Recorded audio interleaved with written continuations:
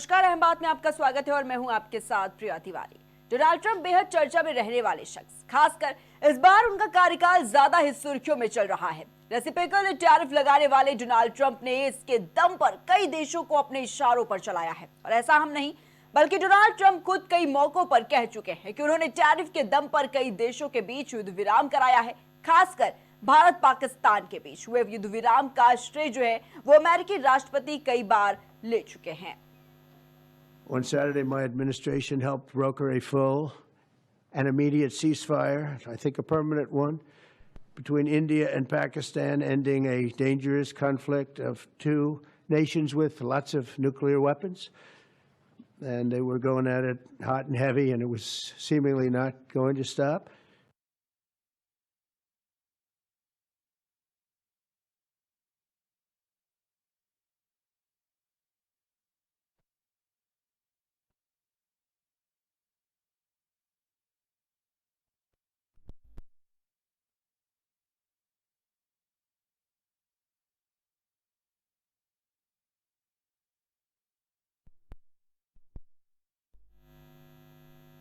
तो Donald Trump ने कहा कि मेरे प्रशासन ने भारत और पाकिस्तान के बीच एक पूर्ण और तत्काल युद्ध विराम, शायद एक स्थायी युद्ध विराम में मदद की, जिससे कि बहुत सारे परमाणु हथियारों वाले दोनों देशों के खतरनाक संघर्ष को समाप्त किया गया। आगे कहा कि जो और भी ज्यादा उग्र और तीव्र हो सकता था, ये रुकने वाला नहीं था। मुझे आपको ये बताते हुए बहुत गर्व हो रहा है कि भारत और पाकिस्तान का नेतृत्व अटल, शक्तिशाली था, लेकिन दोनों ही मामलों में अटल था। इनके होने से वास्तव में उनके पास स्थिति की गंभीरता को पूरी तरह से जानने और समझने के लिए ताकत, बुद्धि और धैर्य था, और हमने बहुत ही मदद की।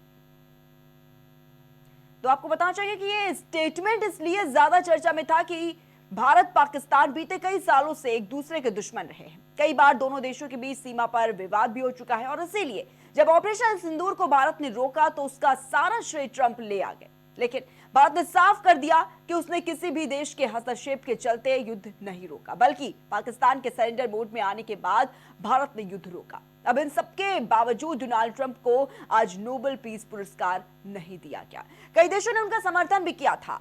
अजरबैजान के राष्ट्रपति और आर्मेनिया के प्रधानमंत्री के बीच व्हाइट हाउस में शांति और आर्थिक समझौता करवाया था। समझौते के बाद आर्मेनिया के प्रधानमंत्री ने उसी टेबल पर, उसी मौके पर डोनाल्ड ट्रंप को नोबेल के लिए आधिकारिक तौर पर रिकमेंडेशन दे दिया था।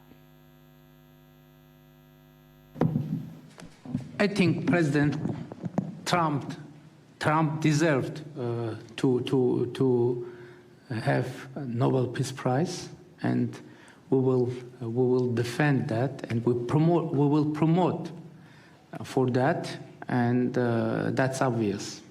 So, and today's event, I think, is a very bright expression of that, and hopefully you will invite us.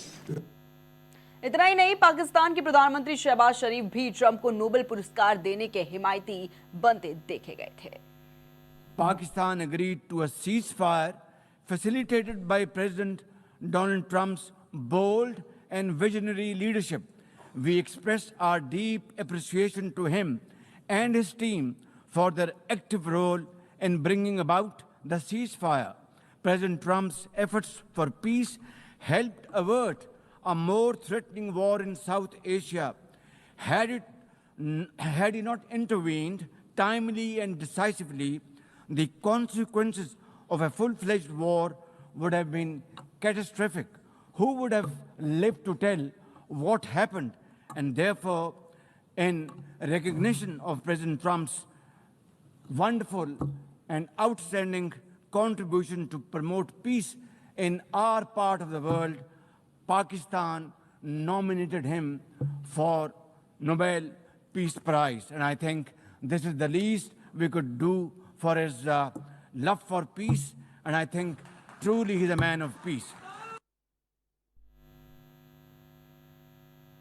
इतनी सारी नाकाम कोशिशों के बावजूद भी ट्रंप को शांति का नोबेल पुरस्कार नहीं मिला। उनकी जगह वेनेजुएला की मुख्य विपक्षी नेता मारिया कोरिना मचाडो को शुक्रवार को 2025 का नोबेल शांति पुरस्कार देने की घोषणा की गई। कोरिना मचाडो लोकतांत्रिक अधिकारों को बढ़ावा देने में अपने योगदान के लिए वेनेजुएला में आयरन लेडी के नाम से मशहूर है। उन्हें टाइम पत्रिका की 2025 के 100 सबसे प्रभावशाली लोगों की सूची में